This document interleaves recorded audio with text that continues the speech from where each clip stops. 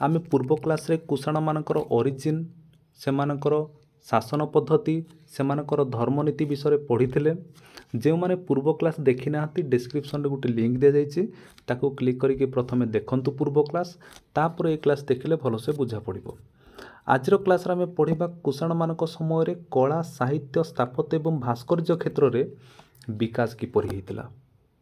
प्रथमे आम देखिबा कनिष्कଙ୍କ समय रे कला साहित्य स्थापत्य एवं भास्कर्य क्षेत्र में अद्भुतपूर्व उन्नति देखा मिला। से आम प्रथमे देखिबा साहित्य क्षेत्र में किपरि उन्नति होइतिला। कनिष्कଙ୍କ समय रे भारत रे संस्कृत भाषा रे पुस्तक रचना होबार लगिला। माने जहाँ भी पुस्तक रचना है से समय संस्कृत भाषा रे रचना होइतिला।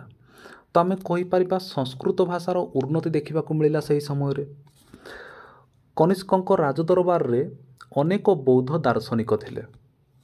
केउ माने थिले मन रख वसुमित्र अश्वघोष एवं नागार्जुन से माने अनेक साहित्यिक ग्रंथ बा पुस्तक रचना करथिले। आमे प्रथमे देखिबा अश्वघोषଙ୍କ विषय रे। अश्वघोष से हेउचंती एकाधार रे जणे कवि संगीतज्ञ एवं दार्शनिक थिले। से बहुत पॉपुलर थिले सेही समय रे। तांको रचित पुस्तकर नाम हेउची बुद्ध चरित काव्य ता सहित सुंदरानंद काव्य। एइटा होची तांकर दुईटा काव्य थिला एवं से आउ दुईटी नाटक रचना करथिले।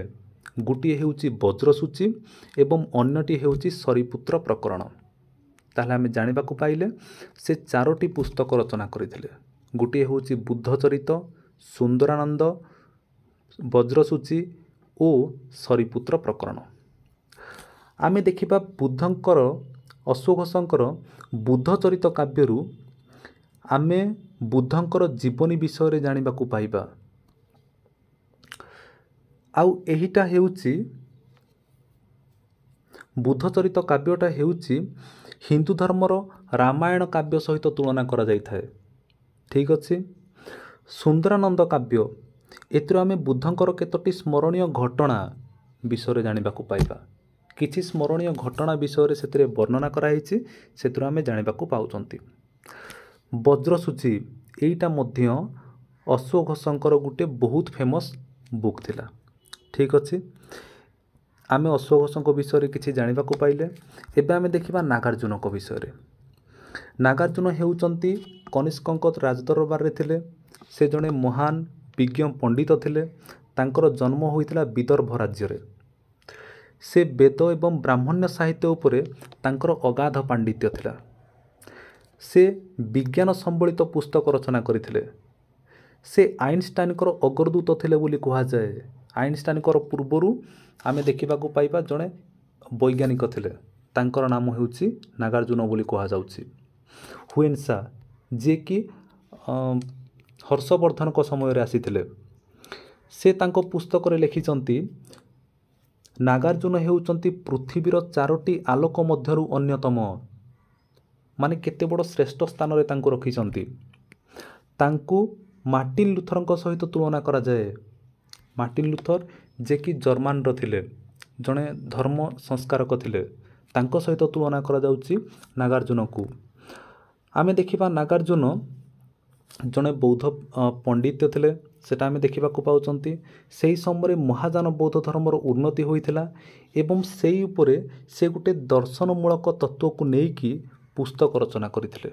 सेही पुस्तकर नाम हेउची माध्यमिक सूत्र।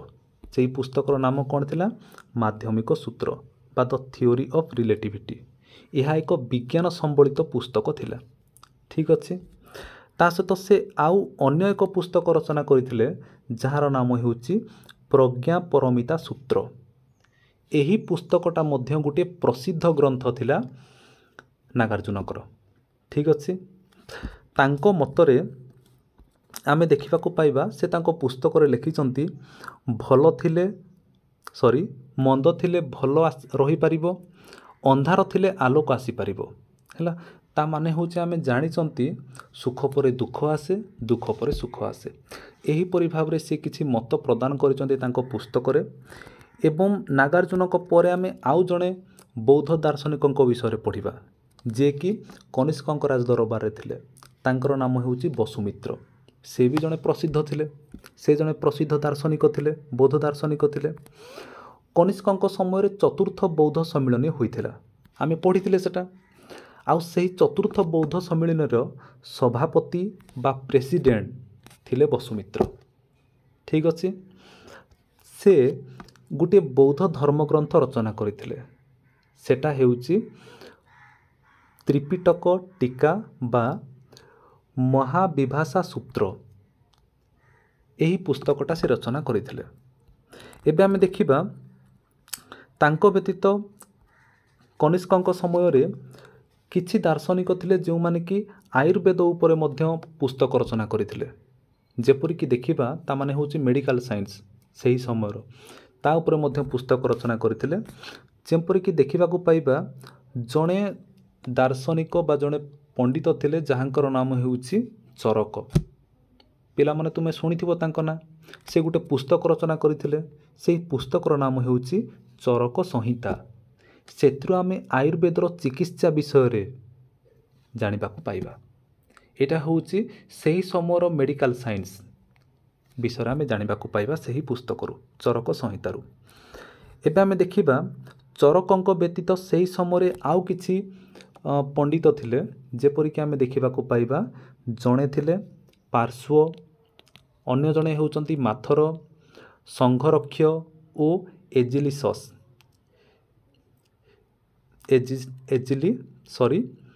ଏଜିସିଲସ୍। ଏମାନେ ହେଉଛନ୍ତି ସେହି ସମୟରେ ଜଣେ ବିଜ୍ଞ ବ୍ୟକ୍ତି ଥିଲେ, ଯିଏକି କନିଷ୍କଙ୍କ ରାଜଦରବାରରେ ଥିଲେ। ଠିକ୍ ଅଛି। ପ୍ରଥମେ ଆମେ ଦେଖିବା ମାଥର। ସେ ହେଉଛନ୍ତି ସେହି ସମୟରେ ଜଣେ ରାଜନୀତିଜ୍ଞ ଥିଲେ, ଜଣେ ପଲିଟିସିଆନ୍ ଥିଲେ। ଏବଂ ତାପରେ ଦେଖିବା ଆଉ ଜଣେ ଥିଲେ, ତାଙ୍କର ନାମ ହେଉଛି ସଂଘରକ୍ଷ। ସେ ହେଉଛନ୍ତି ସେହି ସମୟରେ ଜଣେ ଧର୍ମଯାଜକ ଥିଲେ, ଜଣେ ପୁରୋହିତ ଥିଲେ ବୋଲି ଆମେ କହିପାରିବା। ଏବଂ ଆଉ ଜଣେ ହେଉଛନ୍ତି, ତାଙ୍କର ନାମ ଥିଲା ଏଜିସିଲସ୍। ସେ ହେଉଛନ୍ତି ସେହି ସମୟରେ ଜଣେ ମହାନ ସ୍ଥପତି ଥିଲେ, ତାମାନେ ହେଉଛି ଜଣେ ଇଞ୍ଜିନିୟର ଥିଲେ। ହେଲା, ସେହି ସମୟରେ ପୁରୁଷପୁରଠାରେ ଗୋଟେ ବିଶାଳ ବୌଦ୍ଧ ଚୈତ୍ୟ ତିଆରି ହୋଇଥିଲା। ଆଉ ସେହି ବିଶାଳ ବୌଦ୍ଧ ଚୈତ୍ୟଟା ଏଜିସିଲସ୍ଙ୍କର ତତ୍ତ୍ୱାବଧାନରେ ତିଆରି ହୋଇଥିଲା। ସେଥିରୁ ଆମେ ଜାଣିବାକୁ ପାଆନ୍ତି ଏଜିଲିସସ୍ ହେଉଛନ୍ତି ସେହି ସମୟରେ ଜଣେ ଆର୍କିଟେକ୍ଟ ବା ଜଣେ ସ୍ଥପତି ଥିଲେ, ଜଣେ ଇଞ୍ଜିନିୟର ଥିଲେ। ଏବେ ଆମେ ଦେଖିବା କନିଷ୍କଙ୍କ ସମୟରେ କଳା ଏବଂ ସ୍ଥାପତ୍ୟ କ୍ଷେତ୍ରରେ ବିକାଶ କିପରି ହୋଇଥିଲା। ହେଲା, କନିଷ୍କଙ୍କ ସମୟରେ ଏକ ନୂତନ କଳା ଶୈଳୀ ଜନ୍ମ ଲାଭ କରିଥିଲା।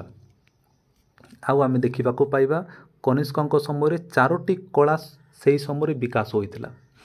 ଗୋଟିଏ ହେଉଛି ଗାନ୍ଧାର କଳା, ତାପରେ ଆମେ ଦେଖିବା ମଥୁରା କଳା, ଅମରାବତୀ କଳା ଏବଂ ସାରନାଥ କଳା। ଏହି ସବୁ କଳା ଗୁଡ଼ିକ କନିଷ୍କଙ୍କ ସମୟରେ ବିକାଶ ହୋଇଥିଲା। ଆଉ ସେହି ସମୟରେ ଦେଖିବା କନିଷ୍କଙ୍କ ସମୟରେ ଆମେ ପଢ଼ିଥିଲେ ମହାଯାନ ବୌଦ୍ଧ ଧର୍ମରେ ମଧ୍ୟ ବିକାଶ ହୋଇଥିଲା। ଅନେକ ଗୁଡ଼ିଏ ବୁଦ୍ଧ ଏବଂ ବୋଧିସତ୍ତ୍ୱ ମୂର୍ତ୍ତି ଗୁଡ଼ିକ ସେହି ସମୟରେ ତିଆରି ହେବାରେ ଲାଗିଲା। ସେଗୁଡ଼ିକ ଭାରତ ବାହାରକୁ ମଧ୍ୟ ପଠାଗଲା। ଆଉ ସେହି ମୂର୍ତ୍ତି ତିଆରି କରିବା ପାଇଁ କେବଳ ଭାରତର କାରିଗରମାନେ ଥିଲେ ତାହା ନୁହଁ, ଭାରତ ବାହାରୁ ମଧ୍ୟ ଅନେକ କାରିଗର ଆସୁଥିଲେ ମୂର୍ତ୍ତି ତିଆରି କରିବା ପାଇଁ। ଆଉ ସେହି ମୂର୍ତ୍ତି ଗୁଡ଼ିକ ତୁମେ ଦେଖିବାକୁ ପାଇବ ସେଗୁଡ଼ିକ ସ୍ୱଦେଶୀ କଳାରେ ତିଆରି ହୋଇଥିଲା। ସେଗୁଡ଼ିକ ତୁମେ ଦେଖିବ କୌଣସି ବିଦେଶୀମାନଙ୍କର ପ୍ରଭାବ ତା ଉପରେ ନଥିଲା, ସ୍ୱଦେଶୀ କଳାରେ ସେହି ମୂର୍ତ୍ତି ଗୁଡ଼ିକ ତିଆରି ହୋଇଥିଲା। ଏବେ ଆମେ ଦେଖିବା ମଥୁରା ଠାରୁ ଗୋଟେ ମୂର୍ତ୍ତି ମିଳୁଛି। ସେହି ମୂର୍ତ୍ତିଟା ହେଉଛି କନିଷ୍କଙ୍କର ଏକ ମସ୍ତକ ବିହୀନ ମୂର୍ତ୍ତି, ତାମାନେ ହେଉଛି କନିଷ୍କଙ୍କର ମୁଣ୍ଡ ନାହିଁ। ଠିକ୍ ଅଛି। କିନ୍ତୁ ସେଥିରେ ଆମେ ଦେଖିବାକୁ ପାଇବା ସେ ସାମରିକ ବେଶ ରୂପେ ସଜେଇ ହୋଇଛନ୍ତି।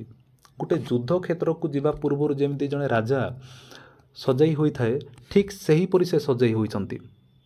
ଏଥିରୁ ଆମେ ଜାଣିବାକୁ ପାଇବା ସେହି ସମୟରେ ଯେଉଁ କାରିଗରମାନେ ଥିଲେ ତାଙ୍କର କଳା ଦକ୍ଷତା ଉପରେ ସେମାନେ କେତେ ନିପୁଣ ଥିଲେ, ସେମାନେ କେତେ ସୂକ୍ଷ୍ମ କାର୍ଯ୍ୟ ଗୁଡ଼ିକୁ ମଧ୍ୟ ଆଙ୍କିଥିଲେ, ସେଇଟା ଆମେ ଦେଖିବାକୁ ପାଇବା। କିନ୍ତୁ ଗୋଟେ ଦୁଃଖର କଥା, କନିଷ୍କଙ୍କର ଏହି ମସ୍ତକ ବିହୀନ ତାଙ୍କର ମୁଣ୍ଡ କିପରି ଅଲଗା ହେଲା ସେହି ବିଷୟରେ କୌଣସି ତଥ୍ୟ ଆମେ ପାଆନ୍ତି ନାହିଁ। ଠିକ୍ ଅଛି। ଦେନ୍ ଦେଖିବା ସେହି ସମୟରେ ଆମେ ଜାଣିବାକୁ ପାଇଲେ ବୁଦ୍ଧ ଏବଂ ବୋଧିସତ୍ୱର ଅନେକ ମୂର୍ତ୍ତି ସେହି ସମୟରେ ତିଆରି ହୋଇଥିଲା। ସେହିପରି ଭାବରେ ଆମେ ଦେଖିବା ସାରନାଥ ଏବଂ ଅମରାବତୀ ଠାରୁ ଅନେକ ବୁଦ୍ଧଙ୍କର ମୂର୍ତ୍ତି ମିଳୁଛି। ତ ଏହିପରି ଭାବରେ ଆମେ ଦେଖିଲେ ସେହି ସମୟରେ କଳା ସ୍ଥାପତ୍ୟ କ୍ଷେତ୍ରରେ କିପରି ବିକାଶ ହୋଇଥିଲା। ଏବେ ଆମେ ଦେଖିବା କନିଷ୍କଙ୍କର ଉତ୍ତରାଧିକାରୀ। ପ୍ରଥମେ ଆମେ ଦେଖିବା କନିଷ୍କ ସଫଳତାର ସହିତ ଶାସନ କରିଥିଲେ। ସେ ପାଖାପାଖି ତାଙ୍କର ମୃତ୍ୟୁ ହେଉଛି 101 ଖ୍ରୀଷ୍ଟାବ୍ଦରେ ତାଙ୍କର ମୃତ୍ୟୁ ହୋଇଗଲା। କିନ୍ତୁ ତାଙ୍କର କିପରି ମୃତ୍ୟୁ ହେଲା ତା ବିଷୟରେ ଆମେ କୌଣସି ସଠିକ୍ ତଥ୍ୟ ମିଳେ ନାହିଁ ବା ପାଆନ୍ତି ନାହିଁ। ତଥାପି କିଛି କିମ୍ବଦନ୍ତୀ ଅଛି। ସେହି କିମ୍ବଦନ୍ତୀରୁ ଆମେ ଜାଣିବାକୁ ପାଉଛନ୍ତି ତାଙ୍କର ରାଜ୍ୟ ଜୟ କରିବାରେ ଗୋଟେ ଲାଳସା ଥିଲା। ମୁଁ କେମିତି ଅଧିକା ରାଜ୍ୟ ଜୟ କରିବି। ସେ ବହୁତ ଉତ୍ସାହିତ ଥିଲେ। ତାଙ୍କର ସାମରିକ ଅଭିଯାନ ପାଇଁ ତାଙ୍କର ସୈନ୍ୟମାନେ ତାଙ୍କ ଉପରେ କ୍ଷୁବ୍ଧ ହୋଇଗଲେ ଏବଂ ସେମାନେ ଗୋଟେ ଷଡ଼ଯନ୍ତ୍ର କରିଥିଲେ, ଯାହାଫଳରେ ତାଙ୍କୁ ହତ୍ୟା କରାଯାଇଥିଲା ବୋଲି କୁହାଯାଏ। ଠିକ୍ ଅଛି, କିନ୍ତୁ ଆଉ ଥରେ ବି କହୁଛି ସେ ଉପରେ ଆମେ କୌଣସି ଐତିହାସିକ ତଥ୍ୟ ପାଆନ୍ତି ନାହିଁ। ଇଏ ହେଉଛି ଗୋଟେ କିମ୍ବଦନ୍ତୀର କାହାଣୀ। ସେଥିରୁ ଆମେ ଜାଣିବାକୁ ପାଉଛନ୍ତି ତାଙ୍କର ସୈନ୍ୟମାନେ ତାଙ୍କ ଉପରେ କ୍ଷୁବ୍ଧ ହୋଇକି ତାଙ୍କୁ ହତ୍ୟା କରିଥିଲେ। ଠିକ୍ ଅଛି, ଏବେ ଆମେ ଦେଖିବା କନିଷ୍କଙ୍କ ପରେ ତାଙ୍କର ଉତ୍ତରାଧିକାରୀ କିଏ ହୋଇଥିଲେ ସେହି ବିଷୟରେ ମଧ୍ୟ ଆମେ କୌଣସି ସଠିକ୍ ତଥ୍ୟ ପାଆନ୍ତି ନାହିଁ। କିନ୍ତୁ ଦେଖିବା କେତେକ ଲିପିରୁ ଆମେ ଜାଣିବାକୁ ପାଇବା, କିଛି ଶିଳାଲେଖ ଅଛି, ସେଥିରୁ ଆମେ ଜାଣିବାକୁ ପାଉଛନ୍ତି ଯେ ତାଙ୍କ ପରେ କିଛି ରାଜା ମଧ୍ୟ ଆସିଥିଲେ। ଯେପରିକି ଜଣେ ଦେଖିବା କନିଷ୍କଙ୍କ ପରେ ଜଣେ ରାଜା ଆସିଥିଲେ, ତାଙ୍କର ନାମ ହେଉଛି ବଶିଷ୍କ। ସେ ମାତ୍ର 4 ବର୍ଷ କାଳ ଶାସନ କରିଥିଲେ। ତାଙ୍କର ଶାସନ ଆରମ୍ଭ ହେଉଛି 102 ଖ୍ରୀଷ୍ଟାବ୍ଦରେ ଏବଂ ଶେଷ ହେଉଛି 106 ଖ୍ରୀଷ୍ଟାବ୍ଦରେ।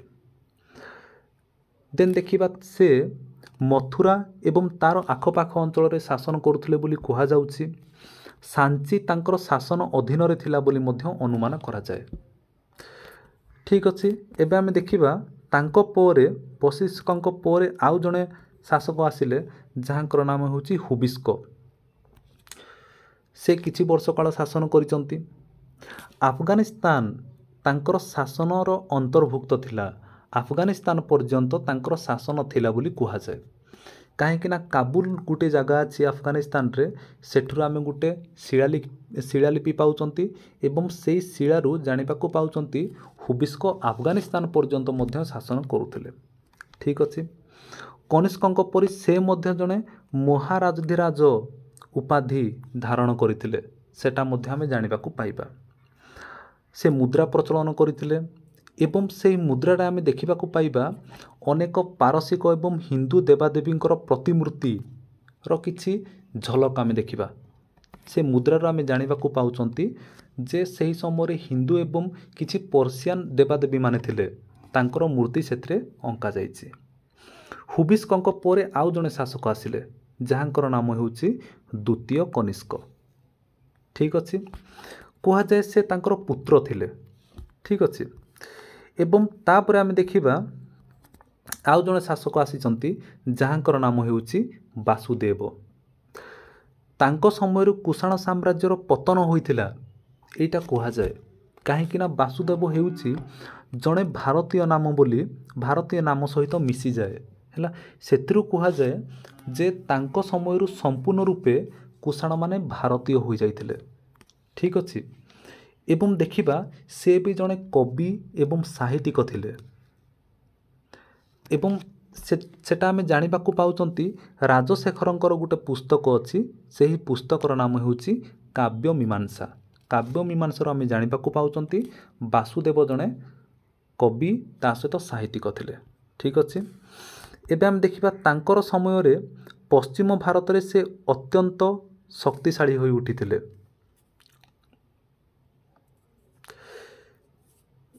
ନାଗ ନାମକ ଏକ ଜାତି ଗାଙ୍ଗେୟ ଉପତ୍ୟକାରେ କ୍ଷମତା ହାସଲ କରିଥିଲା, ସେଟା ଆମେ ଦେଖିବା। ଏବଂ ଉତ୍ତର ଭାରତରେ ଛୋଟ ଛୋଟ ରାଜ୍ୟଗୁଡ଼ିକ ତାଙ୍କର ଅଧୀନରେ ଥିଲା।